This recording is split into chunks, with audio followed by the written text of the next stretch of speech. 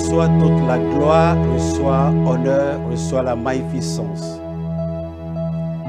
Jésus, nous qui sommes tes disciples,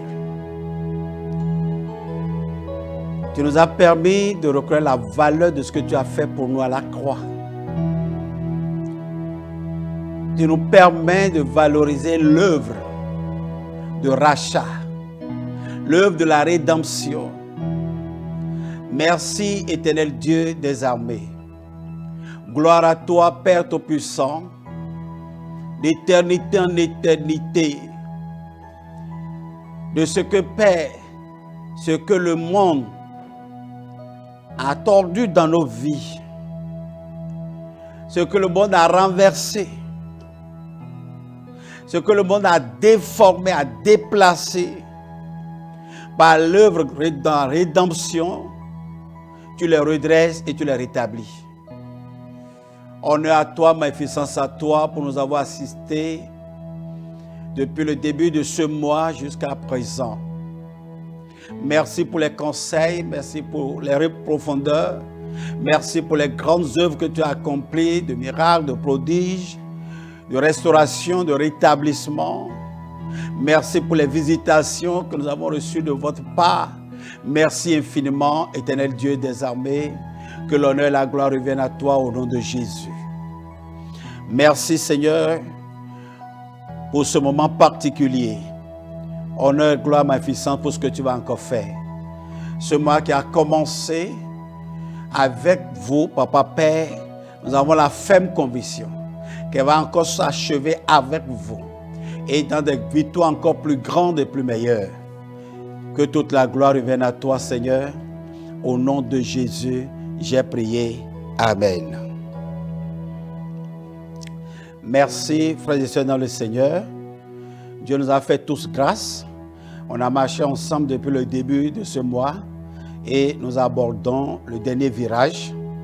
Ce jeudi étant le dernier de ce mois, je sais que ce que l'Éternel a commencé, ça a commencé avec toi, il achèvera certainement. La crainte de l'Éternel qui avait disparu parce que le monde autour de toi a eu raison de ta crainte, de ton respect. Tu t'es laissé entraîner par l'esprit du siècle. La main de grâce de l'Éternel t'a ramené à lui. C'est une grâce. C'est une grande grâce si tu nous as suivis depuis le début du mois jusqu'à présent. L'Éternel Dieu Tout-Puissant l'a voulu et l'a accompli. Que son nom soit infiniment loué. Je bénis le Seigneur de ce que les 4 grâces qui accompagnent l'homme qui craint l'Éternel, qui marche dans ses voies, est aussi pour toi. Cette grâce, ces 4 grâces sont aussi ton lot et puis ton héritage. Que son nom soit loué. Alors je voudrais pour rappel te dire que par rapport au livre de Psaume chapitre 128, qui nous a permis de ressortir les 4 grâces, nous avions travaillé sur la première grâce qui est la longévité, la deuxième grâce qui est le bonheur de celui qui marche dans la crainte du Seigneur, la troisième grâce qui est la prospérité de celui qui marche dans la crainte du Seigneur, et la dernière grâce dont nous voulons parler en ce jour, c'est la grâce de la fécondité. C'est-à-dire, nous parlons de la fécondité en termes de multiplication, en termes de la main de l'Éternel agissant dans tes œuvres. Et comme chacun de nous avait l'habitude de le dire, que notre Dieu n'est pas un Dieu d'addition, c'est un Dieu de multiplication. Donc quand on parle de la fécondité de Dieu, on ne parle pas nécessairement, quand on parle de la fécondité, on ne parle pas seulement de l'accouchement, mais on parle en termes de multiplication. On parle en termes de bénédiction. La bénédiction visible, tangible. La grâce, la dernière grâce que nous avons ressortie du livre de Psaume chapitre 128, et qui est la 4e grâce, c'est la grâce de la bénédiction. L'homme qui marche dans la crainte du Seigneur, l'homme qui marche dans le respect du Seigneur, bénéficie de la bénédiction matérielle de Dieu. Dans le livre de Psaume chapitre 128, il est dit, à partir du verset 3, Ta femme est comme une vigne féconde dans l'intérieur de ta maison. Tes fils sont comme des plants d'olivier autour de ta table. C'est ainsi qu'est béni.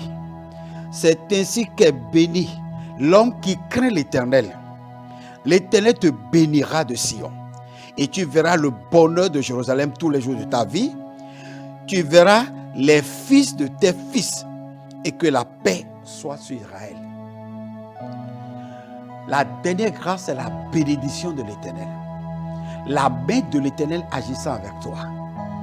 Écoutez, dans Ésaïe chapitre 50, du verset 1 au verset 3, je vais lire ce verset pour faire un petit développement. Ainsi parle l'Éternel, où est la lettre de divorce par laquelle j'ai répudié votre mère? Ou bien, auquel de mes créanciers vous ai-je vendu? Voici, c'est à cause de vos iniquités que vous avez été vendus, et c'est à cause de vos péchés que votre mère a été répudiée. Je suis venu. Pourquoi il n'y avait personne? J'ai appelé. Pourquoi personne n'a-t-il répondu? Ma main est-elle trop courte pour racheter? N'ai-je pas assez de force pour vous délivrer? Par ma menace, je dessèche la mer, je réduis les fleuves en désert. Je vais revenir sur ce texte, mais je tiens juste à apporter quelques éclaircissements. Dieu demande à son peuple, si vous dites que je vous ai abandonné, que je ne vous soutiens plus, je ne vous accompagne plus, je ne fais pas des projets, des miracles dans votre vie.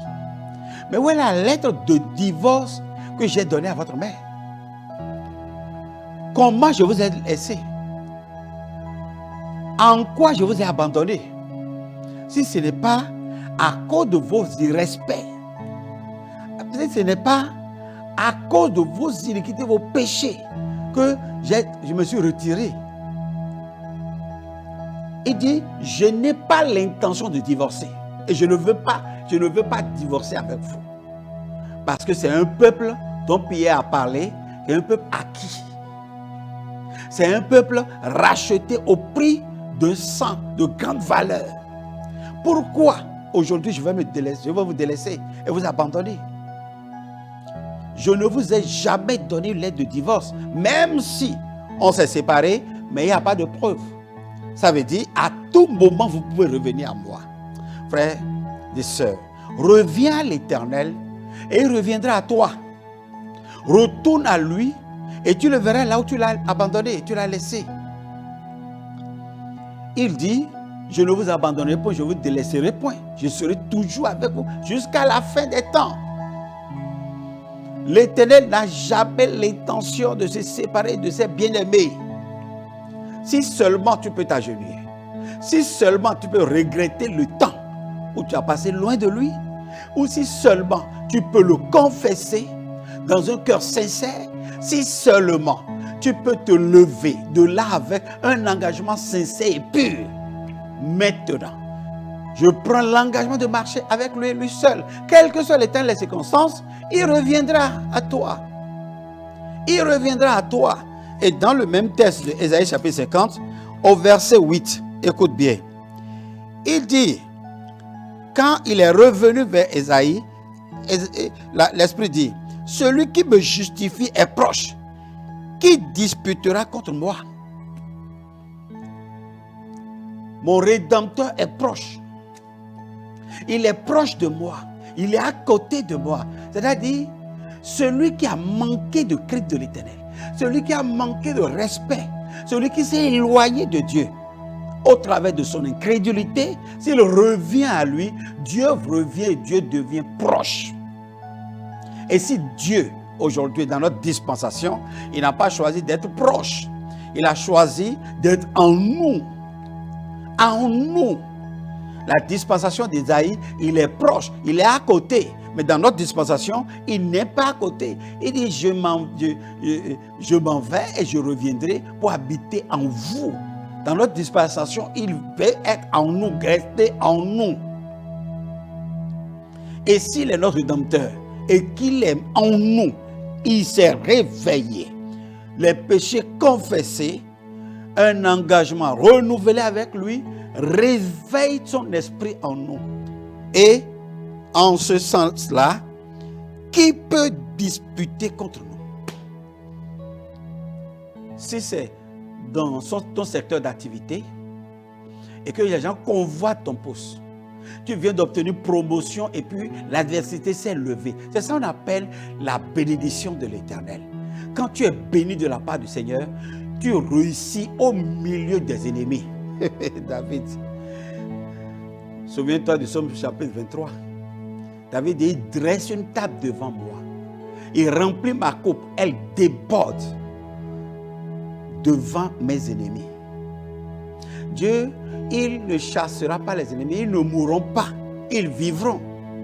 Et ils verront la table d'honneur dressée devant toi et ta coupe remplie et débordée. C'est ça la bénédiction. Tu jouis de la bénédiction au milieu des ennemis, au sein de l'adversité. Ils voient, mais ils ne peuvent rien. Ils ne peuvent rien. Ils ne peuvent pas changer ça. Ils vont mentir sur ton compte. Ils vont te placer des obstacles, des pièges. Mais l'Éternel te portera toujours sur tes ailes. Et tes pieds ne heurteront aucune de ces pierres. Et tu ne tomberas dans aucun de ces pièges. C'est ça la bénédiction de l'Éternel. Dieu va t'élever devant tes adversaires. Ils vont vouloir venger, mais ils ne pourront pas. Ils ne pourront pas. On peut enterrer des choses dans ton bureau. On peut enterrer des choses devant ton étalage, devant ta boutique. On peut venir miner ton siège. Mais ça n'aura pas d'effet. Aucun effet sur un produit. C'est ça la bénédiction de l'Éternel. Et celui qui s'est réconcilié avec le Seigneur, il dit, comparaissons ensemble. Qui est mon adversaire? Qu'il s'avance vers moi. Voici, le Seigneur l'Éternel me secourra. Qui me condamnera? Voici, ils tomberont tous en lambeaux comme un vêtement. Un lambeau, c'est un vêtement déchiqueté. Un lambeau, c'est un vêtement déchiré. C'est ce qu'on appelle un chiffon. La Bible dit, ils vont tomber comme un chiffon.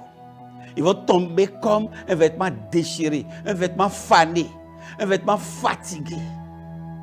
Ils vont tomber devant toi. C'est ça la bénédiction de l'Éternel. Tu avances, ils sont aigris. Tu avances, ils sont mécontents. Tu avances, ils prononcent des paroles méchantes. Tu avances, ils font des incantations. Tu avances, et tu avances, et tu avances encore, et tu avanceras. C'est ça la bénédiction de l'Éternel. La bénédiction de l'Éternel comme une fécondité. Écoutez, si nous prenons seulement les plantes, qui peut arrêter la reproduction d'une plante? Il n'y en a pas. Il n'y en a pas. Tu ne peux pas. Donc, de la même manière, personne ne peut empêcher la reproduction de tes agences. Tes agences vont se multiplier par milliers, au-delà des frontières. C'est ça la bénédiction de l'homme qui respecte le Seigneur. Il a toujours Dieu avec lui. Toujours Dieu avec lui. Et là où il y a Dieu, il y a la fertilité, il y a la fécondité, il y a la multiplication. C'est mon souhait pour toi. C'est mon vœu pour toi. Que ton progrès soit évident. C'est ce que Paul a dit à Timothée. Que ça soit clair, que ça soit limpide, que ça serve de témoignage, de transformation, de reconversion à quelqu'un. Qu'il n'y ait pas des omissions volontaires dans ton témoignage. Qu'on voit la main de Dieu du début jusqu'au bout dans les merveilles de ta vie. Qu'il en soit ainsi pour toi au nom puissant de Jésus. En ces derniers temps, tes prouesses vont amener des gens à croire en Jésus. Tes merveilles, les miracles, les bénédictions multiples dont tu feras preuve vont éclairer les cœurs et que les gens disent, je préfère son Dieu. Vraiment, j'irai vers son Dieu. Je vais accepter ton Dieu. Qu'il en soit ainsi au nom de Jésus. Que l'Éternel t'épargne des bénédictions suspectes qui plaident à confusion et qui donnent des réflexions aux gens. Mais que l'Éternel te bombarde de la bénédiction claire, réelle, parfaite, au nom puissant de Jésus. Et que la grâce de l'Éternel demeure sur toi. Je bénis le nom de l'Éternel par rapport à toi. Et que des bouches autour de toi proclament que ton Jésus est Seigneur à la gloire du Père. Au nom puissant de Jésus-Christ, j'ai prié. Amen.